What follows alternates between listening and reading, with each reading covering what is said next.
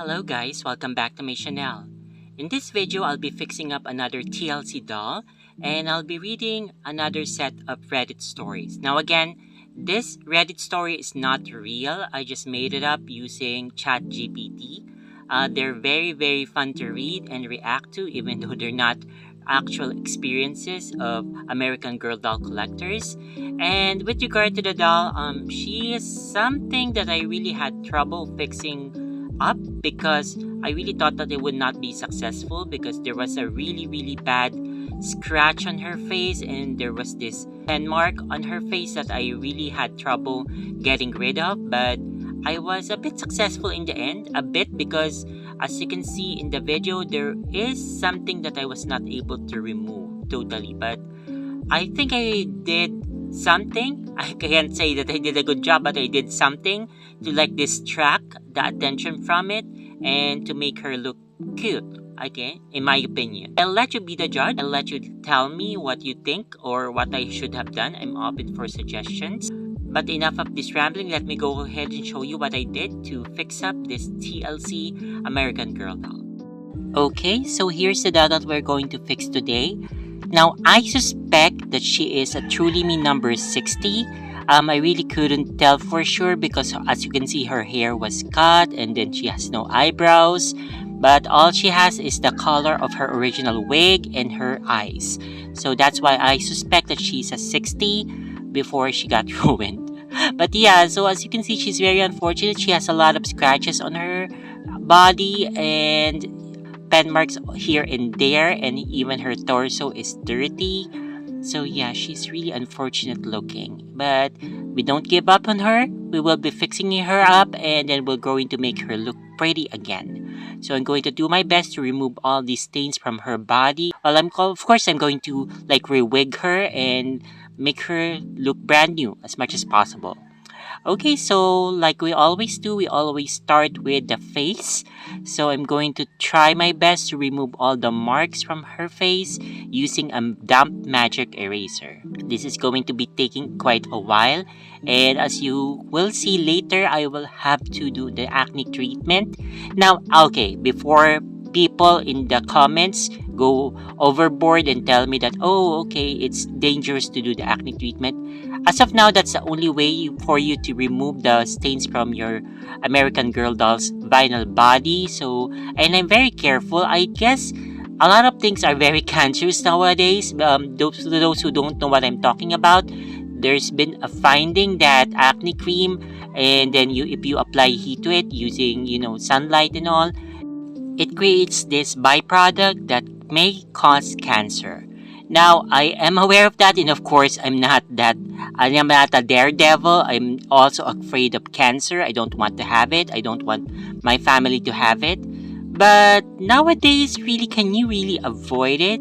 I mean, I'm not saying that we shouldn't prevent from doing it, but it's like some of the food that we eat also causes cancer if we consume it in large amounts. So I think as long as you're very careful, you don't do this too often, and take the necessary precautions, you should be safe.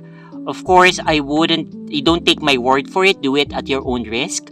I would suggest that you really do what you think is right for you. And yeah, I'm not advocating you to use this acne treatment anytime soon. But yeah, this is what I did, and I'm okay with it.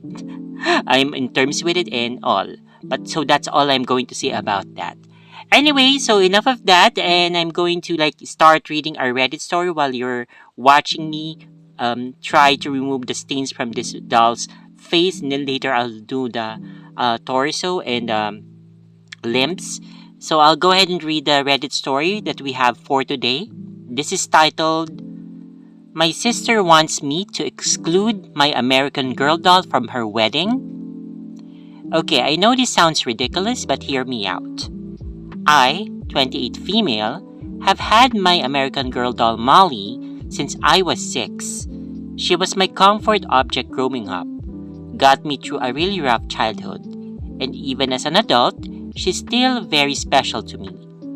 I don't carry her around in public or anything, but she sits on my shelf in my apartment. And when I travel, I sometimes bring her with me in my bag. It's a sentimental thing. She's been with me through everything. Now on to the drama. My older sister, 32 female, is getting married next month, and I'm a bridesmaid. Everything was fine until last week when I made an offhand comment in our group chat about how Molly would be attending her first wedding. I was just joking. Obviously, I wasn't going to sit her on a table or anything. But my sister immediately texted me privately and said, "Wait, you're not actually bringing that doll, right?" I told her that yes, I was planning to bring Molly in my bag, just like I do for most events or trips. She wouldn't be visible, just there for my own comfort. My sister flipped out. She said it was humiliating and embarrassing to even have the doll at her wedding in any capacity. She claimed that if anyone found out, they'd think I was insane and that it would reflect badly on her. I tried to explain that no one would even know Molly was there, but she wasn't having it. She told me I was being selfish in making her wedding about my weird childhood attachment issues. Our mom is on my side, saying it's just a personal comfort thing and doesn't hurt anyone. But my sister told me that if I insist on bringing the doll, I might as well not come at all. Am I the asshole for refusing to exclude Molly from a wedding she won't even be seen at? Okay, I think you're not the asshole, definitely. The asshole here is your sister. Now, okay, if you said that you were going to bring Molly with you, like she's going to be sitting on your lap, you're going to dress her in a gown, then of course it's going to be weird. And even as a doll collector, I think it'll be weird unless the people around you are okay with it. They know that you like doing this, so they're already familiar with it, then that's fine. But in this case, this is your sister's wedding, so of course she's going to be having her new husband's, the groom's guests. So I doubt that these people know you at all, or at least they may know you, but not all of them. So there will be some weird stares here and there. So you're not going to do that to your sister. Of course, she's supposed to be the star. Every attention should be on her. So it's not something that's good that you should do. And yeah, so you're basically telling your sister now, yeah, you will be bringing Molly, but in a bag. It's not like you're going to be exposing her to other guests. Like, they wouldn't know that she's there. She's just there in your bag, okay? So she's not going to be visible. And your sister is being like a bridezilla in this case. I think she's very, very controlling. And why would she be embarrassed if you are intent on just keeping Molly hidden? It's not like you're going to be displaying her. You're going to put her beside you, or you're going to put her on the table when you're at the banquet, or wedding reception, I mean. So yeah, I think your sister is being very insensitive to you. If she's your sister, then she knows that this Molly is like your what do you call those animals where you take them with you because they give you comfort? I think you know what I mean, like care animals. Is that what you call them? But whatever, companion animals. Is that what? Whatever. Okay, but you know what I mean, right?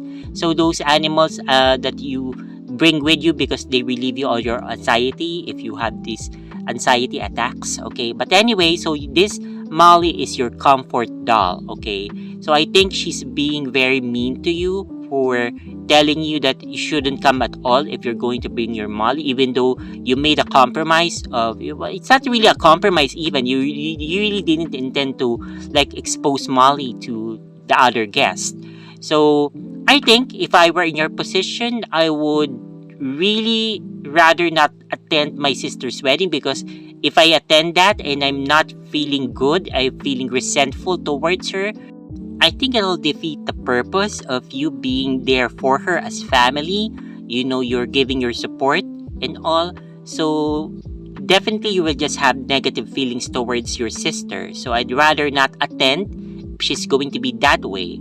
Okay, and I know some people would say, okay, you're really choosing your doll over your sister. It's not really choosing your doll over your sister. It's being choosing your principle over something that's very unjust. Like, I know she's the bride, okay, give her her moment, it's her day, let's not ruin her day. But then, you know, remember that, okay, you may be the bride and you may be the star of this day, but the world does not revolve around you. There are some people who are like, taking things at a time. They're having their struggles. So yes, be the star, but you're not God, basically. So people are not going to like bend over to your knees or bend over backwards just to please you. You know, I think you're being very, very delulu if you think that's going to happen, that people will just allow you to make them your doormat just because it's your wedding. Okay, so if that's the case, then I would rather not attend your wedding. I'd rather be with my doll who was not giving me any grief, who has always made me feel good. So, yeah, so good riddance to you. But anyway, going back to the doll, so I finally was able to remove the wig from her head. It took me quite a while. I don't know what glue they use on her, but okay, as you can see now, I'm putting her outside under the sun. So I also use this time to put under the sun the other limbs that I have. I will be using that on another doll. So while I'm doing this like sunbathing, might as well do it all at one time. So I put this like mini cardboards on her eyes so I can make sure that the acne cream won't get into her eyes because they do melt.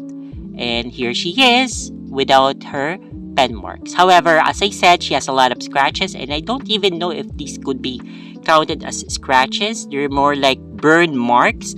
I don't know what happened here. Maybe she got like too near, like fire. I don't know if it's fire or maybe it was a flat iron, but it's like scalded and she has these marks. And I'm trying to like use this fine sandpaper, like this nail file that I purchased a long time ago. But I don't think it really worked. So I did my best on filing away these scratch marks on her face, but it did not really show the results that I wanted. So I'm not sure if this even works, or maybe this nail file is too old because I purchased this like many years ago, like almost 5 years ago.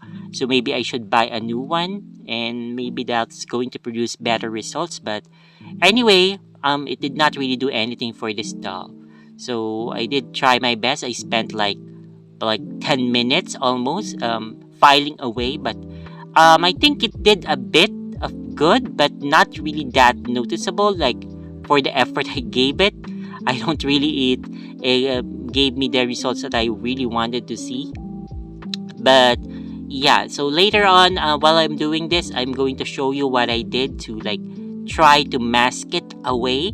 So maybe like distract the attention from these scratches on her face. But you let me know if this work or not. Okay, so this is what she looks like after spending all that time filing on her scratches and on her face. As I said, it did not really do anything. Well, it may have done something, but not really that noticeable. So I had a brilliant idea of just painting over it. And here's what she looks like. I know it's bad, okay? So I know it looks really ridiculous. I was, for a time, trying to think, okay, maybe like the Big Eyes, the movie Big Eyes with Amy Adams. She's going to be like that, and she's going to have these very big eyes that's going to be distracting enough to draw away attention from the scratches on her face. But I realized that it's not going to work, so I just erased it. And yeah, this is what I came up with. So I think this looks much better. I gave her a few blush, even though it didn't really like mask everything, the scratches on her face. It did enough, I think. So what I'm going to do is I'm just going to use like things to distract, but this time in a more tasteful way. So I think this is it. So yeah, so I'm just going to use these sunglasses or eyeglasses, clear ones. So with it, it's going to like mask the scratches around her eyes, and you're just going to focus on this really big eyeglasses instead of the scratches. So as you can see, if I remove it, you will see the scratches on her around her eyes and then her around her mouth. But if I put it here, all your attention will be drawn to the bright green eyeglasses. So I think that's going to be my solution for now. I know some people are going to be suggesting that I bring her to the doll hospital. It's not a possibility for me because I don't live in the US, so we don't have a doll hospital here in the Philippines. So there's no way for me to exchange this head for a new one. I still think that she turned out really good compared to how she looks before. And I really love this outfit on her. My friend Rosie made this for me. So it was made out of like scraps from old clothes. I really love that she upcycled this garments to something that our dolls could wear. Like I saw this denim skirt on Instagram and I asked Rosie if she could copy it for me and she did a really good job making it so. So I'm really happy. So definitely I'm going to be on the lookout for clothes that I want her to make for me in the future, and I think I'll have her do more maybe this coming April. Anyway, that's it for me. Thank you so much for watching this video and stay tuned for more videos to come. Take care, bye-bye!